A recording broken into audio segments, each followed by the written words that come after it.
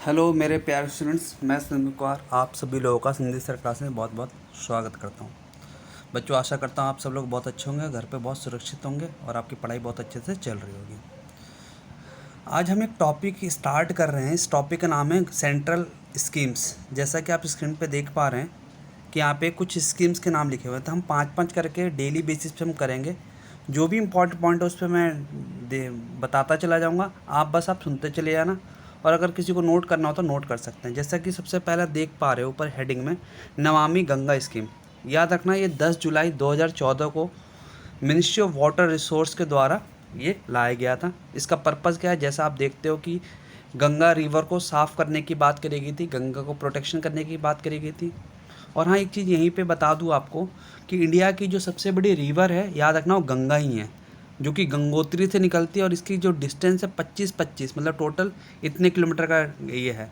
तो गंगोत्री से निकलता है, उत्तराखंड होते हुए यूपी, बिहार, वेस्ट बंगाल होते हुए बे ऑफ बंगाल में मिल जाती है। तो जब भी आप कोई चीज़ पढ़ते हो, मैं ये हमेशा कहता हूँ आप अपने सब्जेक्ट को इंटरकनेक्ट करा करो।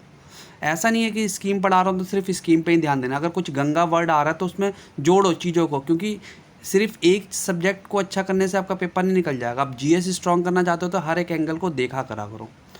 और जैसे गंगा बोला तो एक चीज़ समझना, मैं ये इंग्लिश पढ़ाने नहीं आया बट बता रहा हूँ। जैसे आर्टिकल आप पढ़ते हो एन दा के बारे में, तो दा किसके स्पेसिफिक यूनिक चीज़ के आगे लगता है, तो गंगा रिवर के आगे भी लगता है। तो ये सारी चीज़ें आप जानते हो। तो उम्मीद करता हूँ ये समझ में आ गया गंगा नमामि गंगा स्कीम क्या है। उसके बाद आ जाते हैं प्रधानमंत्री जनधन योजना। याद रखना, प्रधानमंत्री जो जनधन योजना है ना, ये 2014 में मिनिस्ट्री ऑफ फाइनेंस के द्वारा लॉन्च करा गया था। इसका पर्पज़ ये था कि at least 1 bank account of all house holder, जितने भी लोग हैं उनका कम से कम एक अकाउंट होल्डर तो है। इसका बेसिकली पर्पज़ ये भी था जनधन अकाउंट का कि आप जैसे देखते हो कि सब्सिडी जो गवर्नमेंट देती है, तो सब्सिडी क्या है, डायरेक्ट खाते में आता है पैसा। और अगर किसी व्यक्ति का अकाउंट ही नहीं होगा तो उसको सब्सिडी कैसे मिलेगा? तो कहीं ना कहीं इसका पर्पज़ ये भी था कि गांव-गांव तक लोगों का अकाउंट खुल सके, जिसके थ्रू कोई भी सरकार को सब्सिडीज़ देना तो उसके खाते में डायरेक्ट बेनिफिट ट्रांसफ़र कर सके। याद रखना। और यहाँ पे ये नहीं पूछा है पेपर में, बस ये इतना याद रखना, इसके अंदर एक चीज़ और करी गई थी, कवरेज करी गई थी कि एक्सीडेंटल, इसके अंदर कवर कराया गया था एक्सीडेंटल इंश्योरेंस 2 लाख का, और लाइफ इंश्योरेंस मतलब 30,000 रुपये में आपको accidental insurance 2 lakh and life insurance 30,000 का इसके अंदर बेनिफिट मिलेगा इसके अंदर। ठीक है। उसके बाद आ जाओ third scheme make in India. Make in India 25 सितंबर 2014 को करा गया था। इसका मेन पर्पज़ है promotion of manufacturing of the country के अंदर मेक इन इंडिया मतलब इंडिया के लोग ही सामान बनाए, डोमेस्टिक लोग, किसी दूसरी कंट्री पे हम डिपेंडेंट ना रहें। जैसे लाइक चाइना से हम बहुत सारा सामान लेते हैं, तो पर्पज़ ये आने वाले टाइम में हम दूसरे देशों पे नहीं, हम खुद पे ही अपनी चीज़ों को अच्छे से बना सके, उसी को बोला गया मेक इन इंडिया। ध्यान रखना। फिर है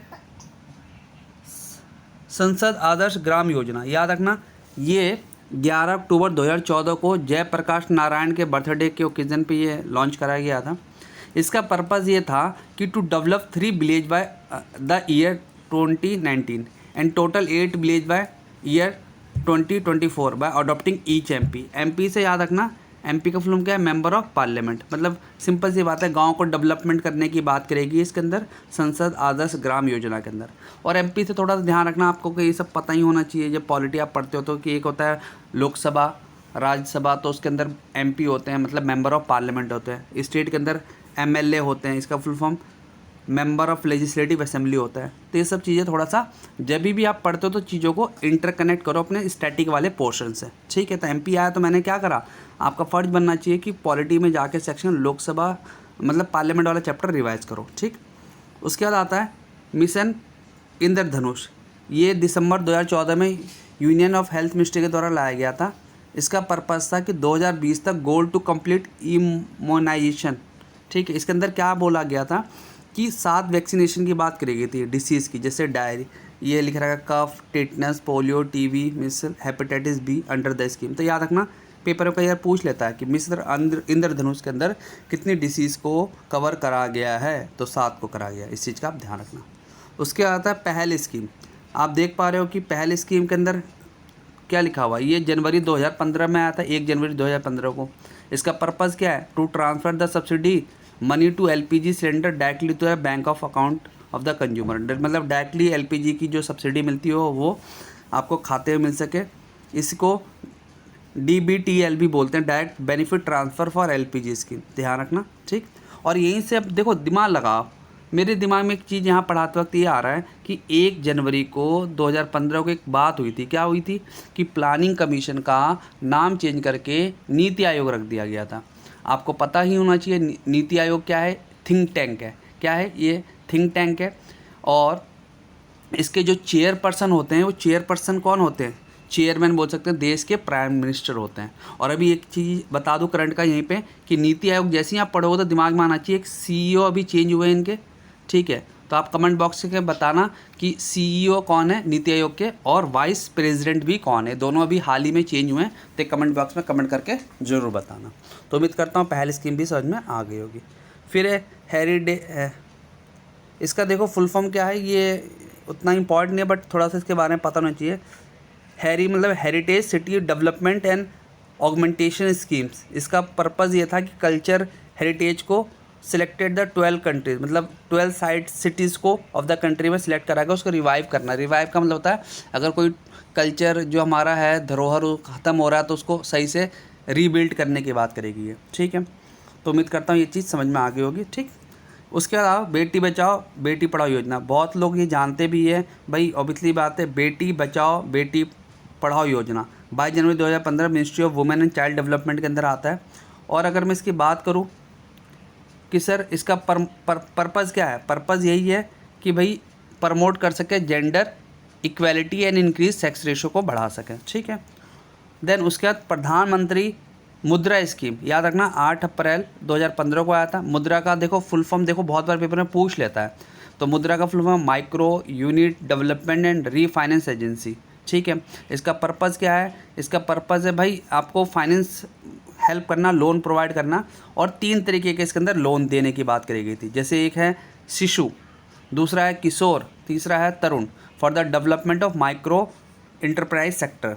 अब यहाँ पे दे रखा है कि भाई क्या क्या कैटेगरी के अंदर कौन कौन सी चीज़ें आएगी, तो यहाँ पे दे भी रखा है कि there is a provision to give a loan up to 50,000 under the Shishu, मतलब 50,000 रुपये शिशु स्कीम के अंदर मिला जाएगा। किशोर के अंदर 5 लाख का लोन मिलेगा, ठीक है, और 10 लाख का तरुण के अंदर। तो ये भी कई बार पेपर में पूछ लिया जाता है कि किस किस स्कीम में कितना कितना लोन मिलेगा।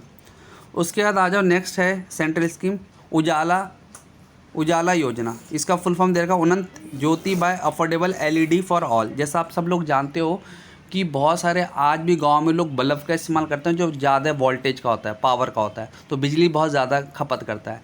LED में बिजली कम लगता है, तो कहीं ना कहीं उसके लिए गवर्नमेंट बहुत सारे स्कीम्स लाती है, आपको कम से कम कीमत पे LED बल्ब डिस्ट्रीब्यूट करती है, वेरी लो कीमत पे, वही इसके पर्पज़ है। तो उजाला योजना से समझ जाना LED bulb at the low cost of, ठीक है, इस चीज़ का ध्यान रखना। उसके बाद आ जाओ अटल पेंशन योजना, 9 मई 2015 को मिनिस्ट्री ऑफ फाइनेंस के द्वारा लाया गया था। इसके अंदर क्या कहा गया? इसके अंदर ये कहा गया कि कोई भी व्यक्ति जो 18 से 40 साल तक का है can get a pension of 1,000 to 5,000 on the basis of their amount deposit in the bank. जितना पैसा बैंक में जमा करा रखा है उसके अकॉर्डिंग आपको इसमें योजना के तहत आपको पेंशन मिलेगी, ठीक है। तो उम्मीद करता हूँ यहाँ तक की चीज़ें समझ में आ गई होगी। आगे देखो इसके अंदर अगला क्या है, अमृत। यहाँ पे देखो इसका फुल फॉर्म याद रखना क्या है, यहाँ पे दे रखा है आपका Atal mission for rejuvenation and urban transformation.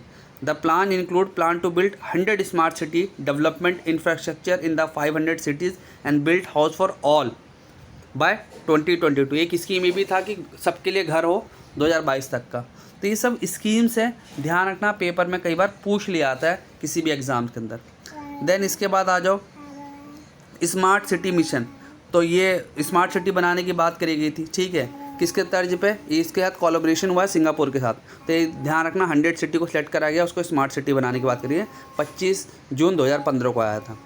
उसके बाद है प्रधानमंत्री आवास योजना। प्रधानमंत्री आवास योजना क्या है? 25 जून 2015 को आया था। इसका एम क्या था? To build 2 crore new house, 2 crore घर बनाने की बात हुई थी 2022 तक, ठीक है। उसके बाद आप डिजिटल इंडिया मिशन पढ़ते ही रहते हो बहुत बार, सारी चीज़ आजकल देख रहे हो डिजिटल हो गया। तो वही है कि इसका पर्पज़ क्या है डिजिटल इंडिया का, यहाँ पे देख पा रहे हो कि सर ये आया था 1 जुलाई 2015 को। ऑब्जेक्ट क्या है? To make all government service available in the public electronic. सारी सर्विस को क्या कह रहे हैं? इलेक्ट्रॉनिक हम चीज़ें को करें, ठीक है। इसके ऊपर ये मिशन है, ठीक है। तो आशा करता हूँ आज के लिए इतना ही रहने दो। इसके अंदर एक शीट और है, इसका कल मैं इसके आगे की कहानी कल मैं आपको बताऊँगा, मतलब जो इसकी सेंट्रल स्पॉन्सर स्कीम है। तो उम्मीद करता हूँ ये लेक्चर आपको समझ में आ गया। और यहाँ पे हाँ स्क्रीन पे थोड़ी देर लगा दे रहा हूँ, आप इसको देख करके लिख भी सकते हो। और हाँ छोटी छोटी वीडियो इसी तरीके से मैं डालता रहूँगा। अगर आपको किसी